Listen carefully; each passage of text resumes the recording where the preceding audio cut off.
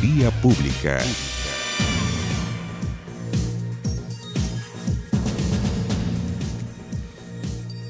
¿Cómo están ustedes? Muy buenas noches. 5 minutos para las 23 horas. Así partimos por esta vía pública y hasta el jueves se pospuso nuevamente el juicio de Felipe Ociadax y Fernando Candia, los chilenos detenidos en Malasia desde 2017. La Fiscalía de Kuala Lumpur ofreció una salida alternativa para evitar la pena de muerte. Iba a ser horca, pues eso era originalmente lo que se había hablado. Bueno, ¿cuál fue la medida alternativa que propone la Fiscalía? Es que se declaren culpables y acepten 30 años de cárcel en ese país. Bueno, alternativa que fue rechazada por su defensa, que insiste en la inocencia de estos dos chilenos. Y el día, sin duda, ha estado marcado en nuestro país por lo que esta mañana ocurrió en la Araucanía. El presidente de la República presentó el plan justamente llamado Plan Impulso Araucanía, que son muchísimas medidas, contempla, por ejemplo, una reforma constitucional para reconocer a los pueblos originarios. Entre los aspectos anunciados destacan fomentar la producción de plantaciones frutícolas para aprovechar de forma positiva los efectos del cambio climático, entregar la administración de los parques nacionales a las comunidades pehuenches y lefkenches. En materia de energía se compromete la inversión para un sistema eólico. Bueno, en salud se construirán 10 hospitales para la zona, en educación 10 liceos de excelencia. Debido a la violencia rural que se ha vivido en los últimos años en la región, se confirmó la reparación económica para las víctimas. Bueno, para hacer realidad los compromisos, se invertirán 8.000 millones de dólares por parte del Estado, lo que se sumarán a 25.000 millones de dólares comprometidos por el sector privado entre los años 2018 y 2026. Esta noche conversaremos de este plan, intentaremos explicar este y muchos otros con el senador por la zona, el senador de Evópoli, Felipe Kast. Y hace algunos días el presidente Sebastián Piñera, junto a la ministra de Educación, Marcela Cubillos, firmaron el proyecto de Ley Aula Segura, el cual busca la expulsión de los estudiantes que participen en actos de violencia, es decir, tenencia de armas, bombas incendiarias. No estamos hablando de mal comportamiento en una sala de clase, no, violencia extrema. Bueno, expulsión para ellos. Los alumnos que serían expulsados deben entonces ser reubicados en otros colegios. Sin embargo, la oposición ha sido tajante en que el proyecto no soluciona el problema de fondo.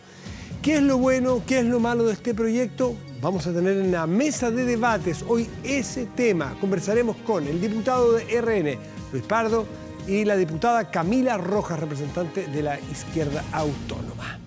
Nos vamos por ahora a nuestra pantalla, donde les planteamos la pregunta del día. ¿Crees que el plan Impulso Araucanía anunciado por el gobierno generará un cambio a corto plazo en la región? ¿Sí o no? Hacemos nuestra primera pausa y entramos en nuestra mesa de conversación con el senador Felipe Kast, justamente a detallar el plan Impulso Araucanía. Y seguimos transitando en esta, nuestra vía pública. Mesa de conversación, solo nos anunciábamos, está con nosotros ya el senador de la Araucanía, de Evópoli, por la Araucanía más bien, Felipe Kast. Gracias por estar aquí, Felipe. Un viaje larguísimo, o sea, muchas gracias, ida, vuelta a la Araucanía. A ver, cuéntanos, ¿la semana pasada en la Araucanía? La semana pasada en la Araucanía, ayer llegué y hoy día estuve con Sebastián Piñera ahí en terreno anunciando este plan, que era muy esperado por la región. Sí, pues, el plan Impulso Araucanía. Así es. Tiene un montón de detalles, pero yo quisiera ir en beneficio del tiempo, ir hablando de lo más relevante. ¿Qué es lo que les parece a ustedes lo más relevante para ir dándole ya el impulso que requiere esta región? Yo te digo, lo primero y lo más relevante es lo que tal vez dijo Francisco Buenchumillo hoy día, cuando dice, me tocó sentado al lado y me decía, mira, que un presidente de centro derecha haya tomado la decisión de poner a la Araucanía como un eje nacional, que venga y plantea al país una discusión, un debate profundo que tiene componentes políticos, que tiene componentes económicos, que tiene componentes sociales profundos, hace que la invitación a poder construir una nueva región sea legítima. Adicionalmente, el presidente tomó una ruta que yo encuentro que es importante decirlo, tal vez la gente no sabe, que en lugar de partir desde cero, tomamos el informe que hizo la presidenta Bachelet con el obispo Vargas. Entonces hay un gesto de no sentirnos mesiánicos, de que llegamos hoy día y partimos desde cero.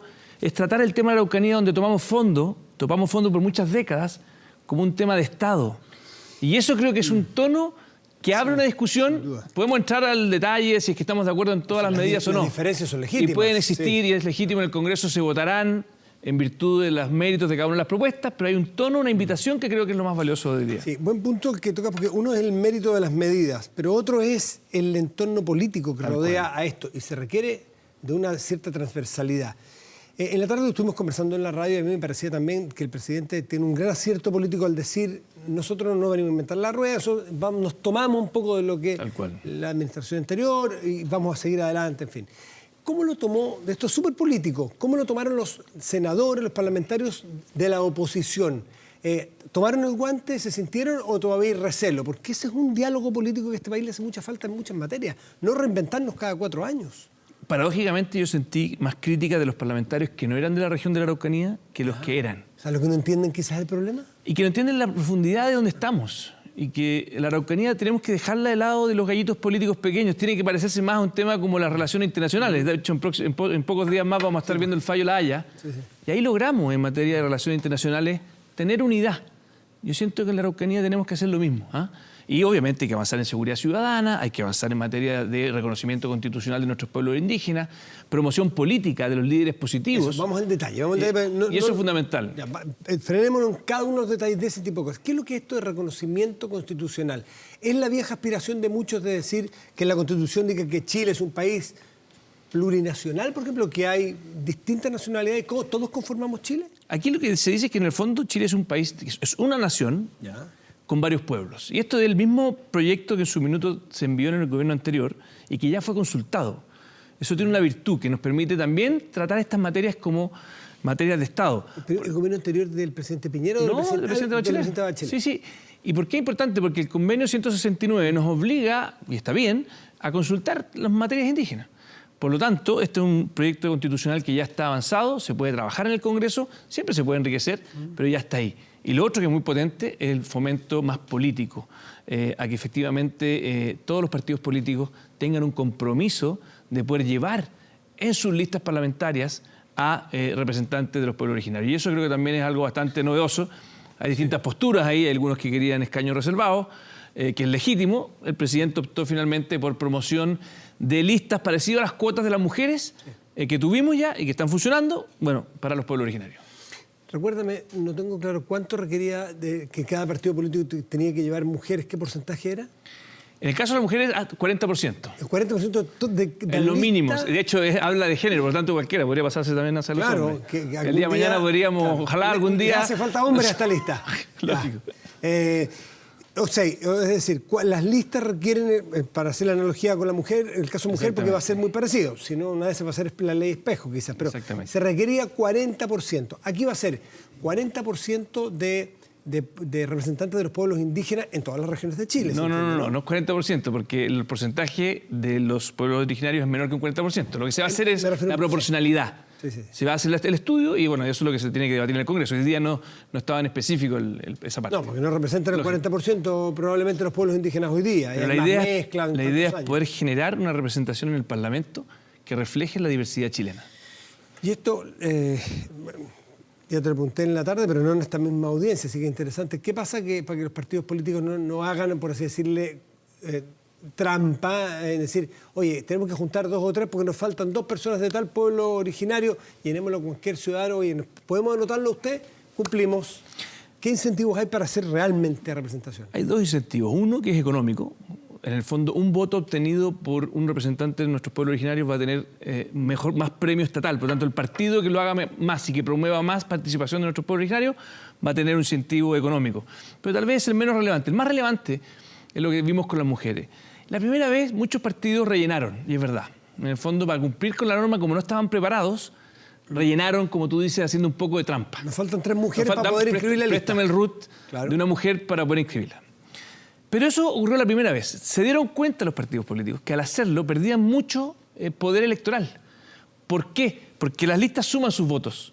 Te pongo un ejemplo. Si tú llevas una lista de 5 y tú llevas 2 mujeres, por ejemplo, y dices a cumplir la norma, pero esas mujeres son de mentira, no son candidatos competitivos, no les ponen recursos, no las apoya, al final tu lista va a quedar débil. Entonces hoy día los partidos políticos, y particularmente todos ellos, están preocupados de tener y realmente potenciar los liderazgos femeninos en la política. Y espero que pase lo mismo con nuestros pueblos originarios.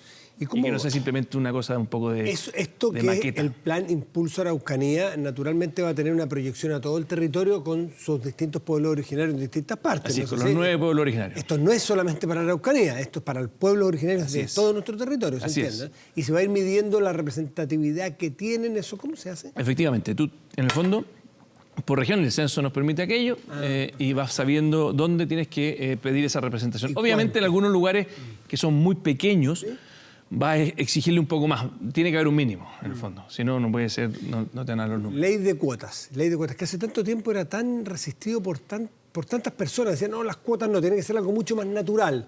Ha ido entrando la idea de las leyes de cuotas en distintos ámbitos, ¿no? Ha ido entrando y sobre todo en una visión más bien transitoria, en el sentido de que impulsen, generen esta actividad política. El día de mañana que sea... Fortalezca el músculo, después... después que ojalá en el fondo no sea necesario. ¿Y en este caso también la idea es transitoria o permanente? En este caso, yo no he leído el proyecto de ley en detalle, hay que verlo, esto fue anunciado recién hoy día, yo sabía que venía esta idea, pero hay que ver si es que es transitorio o no. No tengo certeza. Perfecto. Hay otras materias interesantes como qué va a pasar con las políticas de entrega de tierra, de devolución, de recompensación, como queramos llamarle, con las tierras. Hay un montón de críticas que se han hecho, trabas que se ponen una vez que se restituyen tierras a familias o a comunidades. ¿Esto se ha planteado cómo se va a modificar? Bueno, aquí hay una gran innovación que es importante aclararla. Nosotros hemos entregado muchas tierras en el pasado, no siempre bien entregadas. Hay un tema ahí con la Contraloría que viene más adelante que probablemente es importante, que a veces se han entregado más a comunidades que tal vez sus títulos de merced eran menos y menos a comunidades que tenían títulos de merced y que no han recibido compensación. Acuérdate que la política de tierras está pensada para restituir los títulos de merced, entre otros derechos. ¿Qué es lo que se va a permitir acá? Se le va a dar más autonomía a las comunidades indígenas. ¿Cómo? Hoy día no pueden arrendar más de 5 años. Y por lo tanto, cualquier inversionista, si tú eres una comunidad, dice, mire, ¿por qué no plantamos arándanos? ¿Por qué no hacemos un proyecto largo? Hoy día tú le podrías decir, ya, pero te puedo arrendar por 5 años nomás. El inversionista probablemente te diga, mira, no quiero ser socio tuyo, porque en realidad invertir por 5 años en una inversión de arándanos que donde recién voy a cosechar en 4 años más, prefiero pasar. Entonces, lo que permite ahora es que tú tengas acuerdo, lo que vamos a proponer, tiene que aprobarlo el Congreso. Esto es una modificación a la ley indígena. Es que tú puedes arrendar hasta 25 años, sin perder la propiedad. Porque esto es un tema bien sensible para nuestros pueblos originarios, que no quieren, si es que ya le restituyeron la tierra, no quieren perderla. Por lo tanto, no quieren poder venderla. Poder hacer que su tierra sea competitiva, productiva, sin perder la propiedad. Exactamente. Y con eso permitir alianzas, en el fondo, productivas de largo plazo. Y adicionalmente van a haber créditos especiales de la Corfo para que efectivamente puedan tener estos emprendimientos, tanto las víctimas, porque aquí también hay una cosa bien importante para las víctimas. Reparatorio para las víctimas de la violencia. Exactamente. Todas las víctimas del terrorismo y de la violencia van a poder recibir también capital por parte de la Corfo, con Banco Estado, para poder reemprender.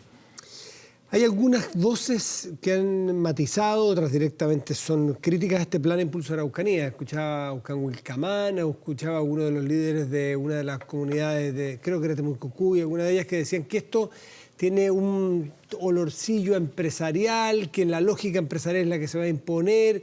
¿Cómo? Porque son voces de adentro, son voces que quizás que son años de desconfianza, que pueden tener una raíz de una mala experiencia. ¿Cómo se va a intentar cambiar esa idea para generar también credibilidad dentro de la Araucanía? Esto no solo en el Congreso, con el cambio de las leyes. Yo creo, Matías, que hay que tomárselo con mucha humildad esto, y escuchar todas estas voces.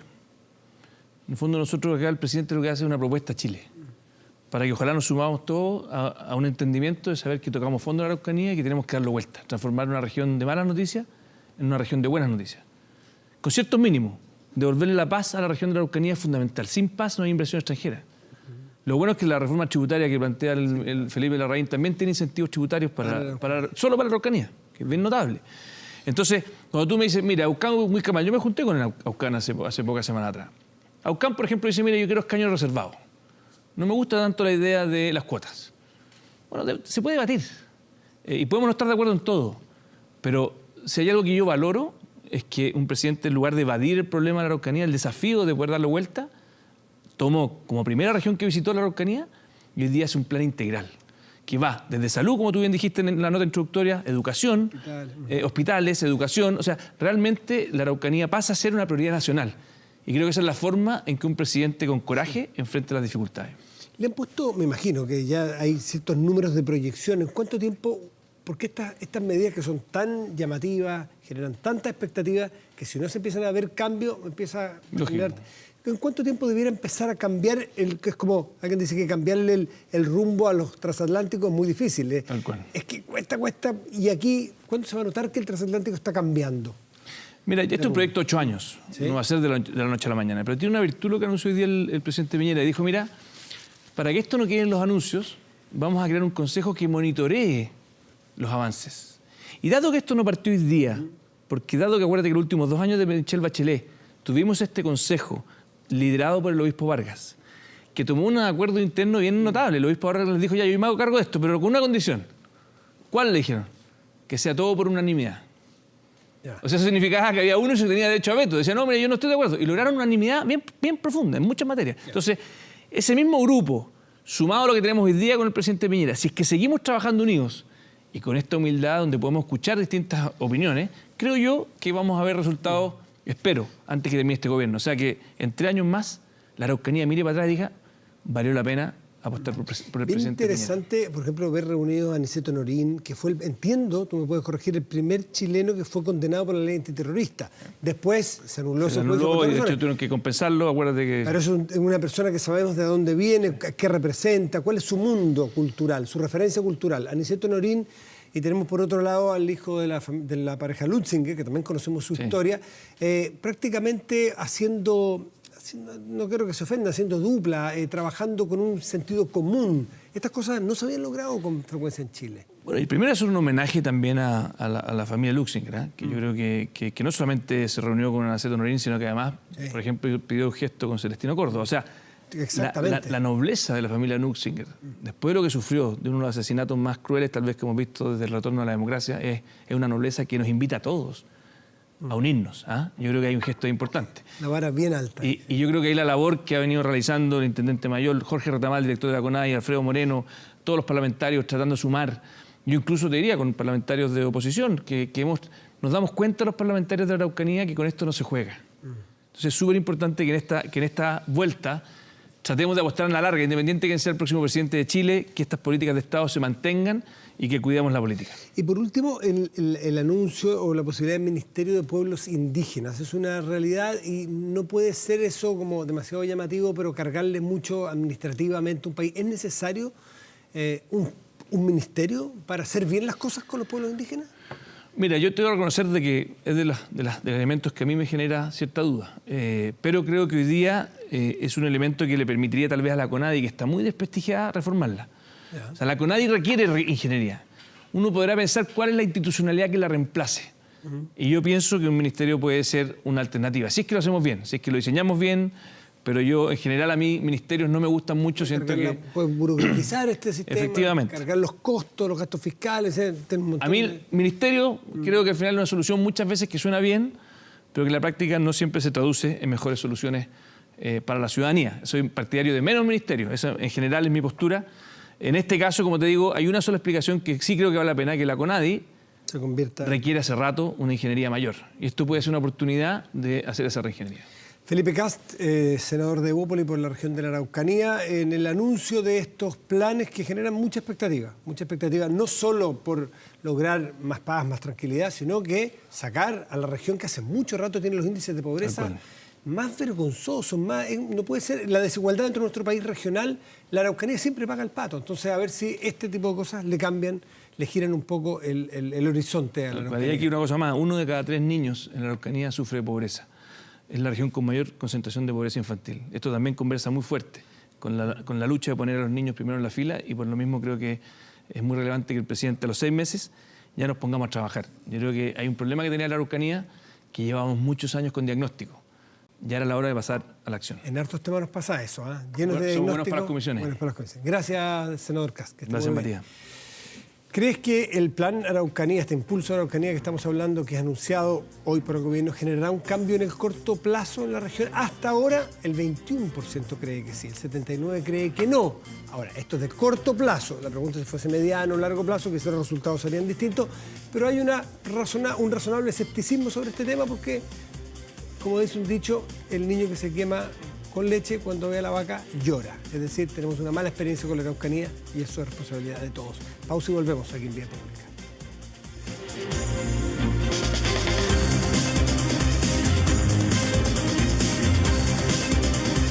mesa de conversación. Nos acompaña Luis Pardo, diputado de Renovación Nacional. Luis, muchas gracias por estar aquí en Vía Pública. Buenas noches. Buenas noches, Matías. Y la diputada Camila Rojas, diputada de Izquierda Autónoma del Frente Amplio. Gracias, Camila, por estar aquí. Muy buenas noches. Gracias, Matías. Buenas noches. La ley de aula segura es la que la semana pasada el presidente de la República y su ministra de Educación, Marcela Cubillos, firmaron. Les preguntaba yo a los diputados, que conocen más la interna, las cosas más domésticas, si ya había entrado formalmente para empezar la discusión. Me dicen que mañana probablemente no pueda entrar a la discusión, pero lo que nos interesa es, además de los timings, el fondo. Camila, ¿ustedes se oponen completamente o estiman que no dan el blanco de la necesidad de superar estos actos de violencia que hemos visto? Yo creo que no dan el blanco de superar los hechos, pero además me parece grave que esta propuesta que lanza el Ministerio en conjunto con la Presidencia no considere las discusiones que hoy día se están dando en el Congreso y la legislación vigente. Me puedo detener en aquello de inmediato. Actualmente la expulsión tiene su legislación y hay, por lo tanto, la ley de subvenciones, aseguramiento de la calidad, la LGE lo contempla, hay una legislación vigente y en el caso de actos delictivos está la ley de responsabilidad penal, por lo tanto, ante un hecho delictivo hay también una legislación, pero al mismo tiempo en el Congreso hay una discusión sobre violencia. Llevamos varias semanas, el diputado Pardo también lo conoce, lo sabe, porque ahí hemos estado en esa discusión de proyectos que tienen que ver con violencia, y hay al menos tres que son relevantes de mencionar. Uno que tiene que ver con ciberacoso y ciberbullying del diputado Belolio, la diputada Hernando y la diputada Carvajal. Hay dos proyectos que además nosotros patrocinamos, uno que tiene que ver, presentado por la diputada Vallejo y patrocinado por nosotros, que tiene que ver precisamente con la violencia en la escuela y cómo las comunidades educativas se empoderan para solucionar esos asuntos. Y hay otro también del diputado Venegas, del que también somos patrocinantes, que tiene que ver con situaciones en donde profesoras y profesores se ven agredidos y qué hacen en esas situaciones. ¿Qué siente, perdón, Camila, que al final ya hay leyes suficientes para meter más leyes? ¿Les parece un poquito show esto? Me parece a mí que acá hay una estrategia sobre todo mediática y una actitud sumamente populista del gobierno, porque no solo hay legislación vigente, sino que lo que se discute de fondo ya se está viendo en el Congreso. Ya se podría abarcar este tema. Sin duda. Pardo, ¿estás de acuerdo con esto? No comparto, por cierto. Efectivamente hay varias leyes en discusión, hay normas que están dictadas, pero también hay que decir que en general la normativa que ha venido regulando el tema de la convivencia escolar ha venido relajando bastante la disciplina y la capacidad de los directores y de los profesores para imponer ciertas normas de respeto y de convivencia mínima. Ahora, este proyecto de ley soluciona el tema específico de la tenencia y uso de determinados elementos, armamento en el fondo, bombas molotov y ese tipo de cosas dentro de los establecimientos, y también las agresiones físicas con lesiones, con resultado de lesiones a docentes, paradocentes, auxiliares de alimentación, etcétera, y establece un mecanismo que no está contemplado en los reglamentos internos, que es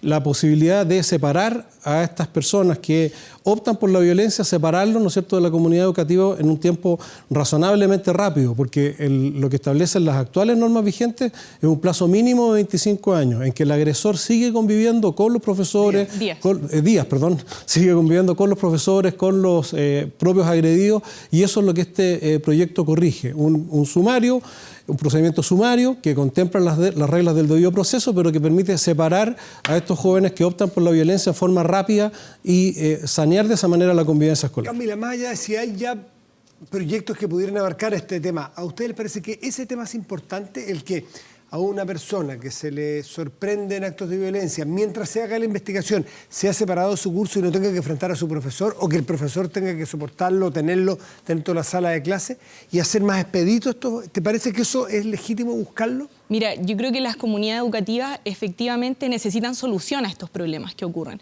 Pero yo creo que ahí es importante mencionar dos aspectos. Primero, el otro día en el distrito teníamos una conversación con uno de los encargados de convivencia escolar. Y cómo surge este proyecto de aula segura es a raíz de una situación que es sumamente excepcional. O sea, hay situaciones, sin duda no es la única, pero son situaciones excepcionales dentro de las comunidades. Entonces, sí, es necesario legislar de este tema, pero no se puede legislar para todo el país país respecto de una situación que ocurre en Santiago y que es un hecho muy particular. A nosotros nos tocó en todo caso en el distrito tener la situación precisamente de la profesora que fue agredida en Cartagena. Tuvimos una conversación con ella y sin duda nos parece importante legislar. Por lo mismo patrocinamos 2 proyectos. Si no ocurre nada de eso, no se aplica la ley. ¿Cuál sería el problema? Yo lo que te pregunto es si a ustedes les parece necesario que haya una ley que expulse de manera expedita y rápida a las personas que están en un acto de violencia extremo como los que vimos, prender fuego. A mí me parece que esa situación no se hace cargo del problema de fondo y finalmente lo que se hace es decir, bueno, este es un elemento disruptivo, se trata así en el fondo a los estudiantes y se saca del sistema simplemente. Yo creo que esa situación no se hace cargo y no está ajustada al debido proceso tampoco. Aquí no hay que olvidar también, y a mí me parece que en esta discusión hace más falta más Ministerio de Educación y menos Ministerio del Interior, porque nosotros también estamos llamados a estar preocupados de que los estudiantes ejerzan su derecho a la educación más allá de los hechos que puedan cometer. Hay una ley de responsabilización penal adolescente y esa ley completamente en este caso se puede utilizar. Entonces, pensar en más medidas, en mayor criminalización... Son cosas distintas, porque efectivamente hay delitos de por medio que van a ser juzgados por la justicia a través de la ley penal adolescente. Pero eso es totalmente distinto y es paralelo. Esta es una herramienta que se le entrega a los directores de los establecimientos, tanto públicos como particulares subvencionados, para poder separar de la comunidad escolar a aquellos alumnos que han incurrido en estas prácticas gravísimas y que son además delictivas, como la tenencia, ya dije, de elementos como bombas molotov y otros, y las agresiones físicas, ¿no es cierto?, a profesores, docentes y paradocentes. De manera que yo creo que son 2 cosas distintas. Ahora, me preocupa esta priorización que se hace respecto de los alumnos que incurren en la violencia respecto del resto de la comunidad escolar. Y en estos días en que se ha anunciado este proyecto, yo he recibido muchos mensajes de muchos profesores que ven por lo menos una preocupación por la situación que ellos viven y que temen, ¿no es cierto?, que se pueda extrapolar y pueda crecer. Hoy día que hayan pocos casos, felizmente no significa que no sea importante dar esta señal concreta, clara, de que si bien esos niños merecen tener después una reinserción y preocuparse del problema de fondo, como dice Camila, hay que también dar la señal clara de que lo que están haciendo está definitivamente mal. Vamos a suponer que se aprueba esta ley. Hay un muchacho, una chica o 2 personas que los sorprenden en esto. Se hace este proceso sumario y rápidamente se determina expulsarlo. Todo dentro del marco de lo legal. ¿Qué se hace con esa persona en el nuevo colegio? Porque la verdad es que es un poquito el chiste de Donoto. Vendemos el sofá. Se traslada el problema. El problema va a estar en el colegio nuevo. ¿Qué contempla esta ley para que no traslademos un problema a otro colegio en vez de ir al problema? La ley lo que contempla es corregir una falencia que tiene la actual normativa, porque para poder aplicar el proceso de expulsión que se contempla hoy día, primero tiene que estar la causal explícitamente puesta, ¿no es cierto?, en el reglamento interno. Por lo tanto, lo que hace esta ley es, respecto a estas 2 cosas muy específicas, la tenencia de estos elementos y las agresiones físicas, establecer este mecanismo de expulsión. Y luego comienza a regir todo el resto de la legislación vigente, que es que la Seremi respectiva tiene la responsabilidad, con todos los instrumentos que la ley da, de acompañamiento respecto de estos jóvenes, para reinsertarlos también en conjunto con los padres. Ha habido varios casos que han sido expulsados en los últimos tiempos, en las últimas semanas, en que se ha producido esta reinserción, que supone también un proceso de aprendizaje en que el alumno reinsertado tendrá que tomar ciertos compromisos, pero lo que no puede ocurrir es que ese elemento siga dentro de la comunidad escolar, en la cual ejecutó estos actos delictivos y violentos, ¿no es cierto? ¿Les parece razonable que una persona que se detecta, se responsabiliza, hay evidencia, se expulsa, o más bien la pregunta es, una persona que se detecta que participó en un acto violento, ¿tiene que salir de esa comunidad? Pero es que eso ya está legislado. Pero, sí, el principio. Por supuesto que no está legislado. De acuerdo, pero la expulsión no está legislado porque es muy restrictiva en la ley de subvenciones y se le da la posibilidad pero son 25 días de expulsar. Es restrictiva, y ahora voy a seguir. Es restrictiva, pero se produce porque usted mismo ha hablado recién de que pero a los 25 días. Y lo que hace este procedimiento es acelerarlo justamente porque tiene una cantidad de días precisamente para resguardar el debido debido proceso y que los estudiantes tengan el derecho a ser considerados inocentes hasta que se compruebe lo contrario. Pero va a estar el debido proceso igual. A mí me parece importante algo de la priorización que mencionaba el diputado Pardo. ¿Por qué? Porque se dice, acá hay una priorización respecto de los estudiantes que cometen estos actos, tanto para situaciones en donde se ocupen este tipo de elementos, bombas molotov, armas, hay legislación, como también hay legislación cuando ocurre una agresión física, de violencia, que son los dos casos que se están poniendo en este contexto. Y por lo tanto se nos dice, no, es que están priorizando por quienes cometen este delito. Pero a mí me preocupa también cómo la priorización del gobierno está enfocada de manera muy rápida también en decirle a los estudiantes delincuentes. No nos olvidemos que el presidente, y quiero citar esto, porque el presidente no tarda en llamar y decir que hay delincuentes disfrazados de estudiantes. Pero no cabe duda que el que hace una conducta de ese tipo es un delincuente. En otras situaciones, el presidente, cuando ocurrieron los apuñalamientos a 3 mujeres en una marcha, no se refiere. Y cuando es 11 de septiembre, habla del gobierno militar. Pero en esta situación de violencia no tiene ninguna duda en decir que hay delincuencia. ¿Es delincuente quien tiene una molotov cometió un acto delictivo? Pero no es delincuente. Por haber cometido un acto delictivo se le va a sancionar y se le va a responsabilizar. ¿Te parece que está bien, que se pueda expulsar? Que se pueda responsabilizar y que se pueda expulsar, y hay que hacerse cargo igual de la situación. El acompañamiento, Camila, que el diputado Pardo decía que está establecido, que el CEREMI tiene que ubicar en otra parte de la persona con un acompañamiento. ¿Ese acompañamiento, la ley actual lo reconoce, lo contempla, es eficaz? ¿Hay recursos para eso? Pues la letra permite cualquier cosa. Ha funcionado. Mira, ¿Funciona? Funcionado. De hecho, hay un reportaje en un diario este fin de semana donde relata la reinserción de varios alumnos que fueron expulsados en los últimos días. Sí, pero iría más allá e insisto en la necesidad de poder instalar en esta discusión y en este debate en particular que hay legislación vigente y que además hay proyectos en discusión. Y en ese sentido, el proyecto de la diputada Vallejo y la discusión que nosotros, de hecho, vamos a votar el día de mañana, donde tanto el diputado Pardo como yo vamos a votar, precisamente busca empoderar a las comunidades educativas. Pero son cosas distintas. Estamos hablando.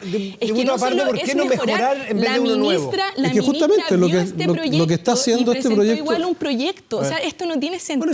No, tiene todo el sentido del mundo. Lo que está haciendo este proyecto de ley es justamente mejorar la ley de inclusión, que es donde de los colegios particulares subvencionados y públicos, donde se estableció este mecanismo de expulsión, pero que para estos efectos es demasiado lento, considerando que las personas que incurren en este tipo de actos quedan insertas, quedan en la misma ley que se está corrigiendo. ¿Están de acuerdo? Se le está agregando dos causales específicas. En el Congreso hay 3 proyectos que tienen que ver con esta misma materia, que se están discutiendo, que tienen que ver con mejorar la legislación, que es el punto que pone el diputado Pardo. No puede ser... Disculpa, Camila, pero esos son temas de diputados. Si es que hay un proyecto, el fondo, nos interesa que se acelere. Llegue a presentar un proyecto que es igual a lo que ya se está legislando. Que no es igual. Eso se lo dejo a los gobiernos y a la oposición y a los políticos.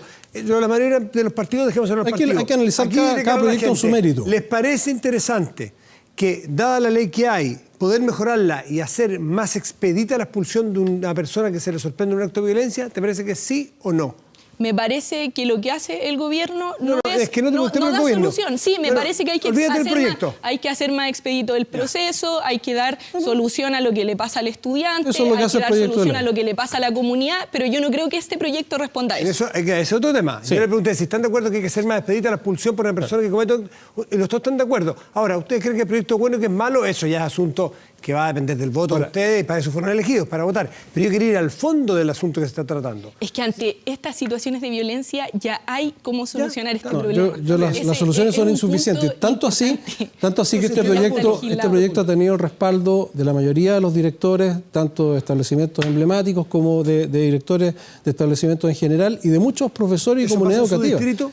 ¿Usted ha conversado con los directores? En mi distrito felizmente no hemos tenido casos como este, pero yo estuve en la firma de este proyecto de ley, conversé con los directores, habían 5 directores de liceos emblemáticos y estaban todos ahí presentes y respaldaron públicamente este proyecto, y lo que es muy importante también los profesores, que se sienten muy desvalidos y sienten que la legislación que menciona Camila existe, pero es insuficiente. Su experiencia, Camila, su experiencia es que los profesores... Es que el Colegio de Profesores salió a cuestionar el proyecto precisamente porque no se hace cargo del debate de fondo que tiene que ver con violencia, pero que también tiene que ver con el empoderamiento de las comunidades educativas, que a nosotros nos parece un punto fundamental y por lo tanto compartimos con el magisterio que este proyecto no va al fondo del asunto y que los proyectos que ya están en discusión en el Congreso, sobre lo cual voy a seguir haciendo énfasis, responden en mayor medida. Y acá yo creo que es preocupante, antes lo mencionaba respecto de los proyectos, pero es preocupante que la respuesta más rápida del gobierno en educación sea para hablar de violencia y no de los temas de fondo. Ha sido muy rápido. Les quiero preguntar a los dos cruzados. Sí. La derecha tiene una compulsión a legislar sobre estos temas y usted pregunta a usted, ¿la izquierda tiene complejos a legislar sobre estos temas de la violencia?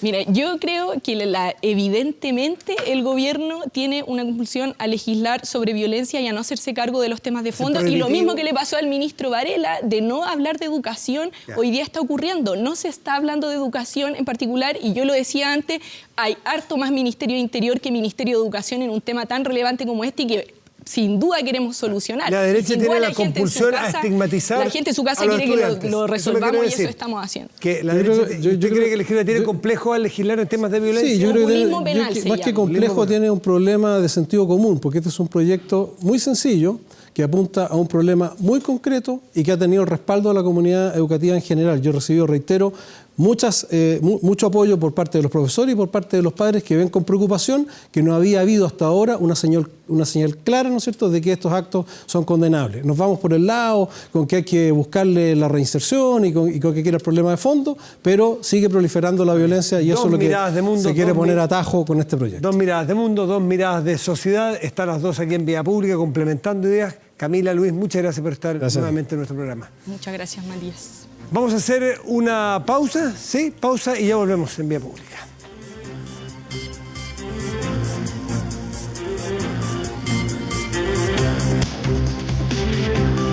Inmediato a nuestra pantalla. Vamos al resultado de la pregunta. Ahí está la pregunta a la cual los invitamos, los convocamos desde el principio a participar en nuestro fanpage de 24 horas. ¿Crees que el plan Araucanía, Impulso Araucanía anunciado por el gobierno generará un cambio a corto plazo en la región? Esta respuesta se refiere al corto plazo. 22% cree que sí, el 78% dice que no. Tengo la sensación de que si uno fuese cambiando y pudiendo hacer tres preguntas, mediano o largo plazo, a lo mejor iría cambiando. Pero también esto tiene que ver de alguna manera en que estamos con las expectativas, o más bien tenemos temor de lo que ocurra ahí, las expectativas no son altas, las experiencias no son buenas, nos ha costado mucho hacer de la Araucanía una región en igualdad de condiciones con el resto del país. Quizás por eso es que sea tan poco el sí en este caso. Vamos a revisar qué es lo que ocurre en nuestro portal de noticias. Mire usted, cara conocida. El aviso de Harold Mayer Nichols: me motiva la opción de volver a la NFP. Y es más, reconoce que ha tenido algunas reuniones tendientes a esto. Claro, viene la eventual reelección de Arturo Salá. Sería interesante la disputa política de la NFP, Mayer Nichols, Arturo Salá. Dos hombres que le han dado mucho al fútbol, cada uno en sus labores, son dos tipos que tienen su prestigio ganado. Sería una interesante lucha política, insisto. Ahora, dígame que no se acordó usted, cierra los ojos Mayer Nichols, pero se le aparece como el profe Bielsa. Ahora, dicen, yo no tengo idea, pero he leído que es muy amigo de Rueda, así que no tiene que ver con cambio de técnico, no es parte ni de su campaña ni nada. Pero qué recuerdos, ¿no? Qué recuerdos esa dupla, Harold Mayer Nichols, Marcelo Bielsa, que tanto nos dio, que tantos sembró en los frutos que se han cosechado en el fútbol chileno. Bueno, en nuestro portal de noticias 24horas.cl tiene los detalles de deporte, naturalmente esta es la sección de deporte y de depresión, pero hay muchísimo más, hay video, este es uno de los portales más visitados para enterarse de las noticias en Chile y el mundo en nuestro país. Vamos a ver el tiempo. ¿Qué temperatura hay en este momento? 10, 9,6. Estuve cerca. 9,6 grados parcial. Mañana y pasado, 20 y 19 las máximas, cubierto y cubierto a esta región metropolitana. Revisemos dos ciudades, una del norte y una del sur de nuestro país. Del norte, Calama, región de Antofagasta y Concepción, región del Biobío. Despejado, 26 máxima en Calama. Nublado, máxima 16 en Concepción. Estos son los pronósticos del tiempo. Vamos a ir ya despidiendo con música. Escuchamos de fondo el desaparecido grupo Nirvana. Estos fieles representantes del grunge norteamericano, un día como hoy, lanzaron la que sería su mayor producción, el disco Nevermind, el mejor de los 90 según la revista Rolling Stone.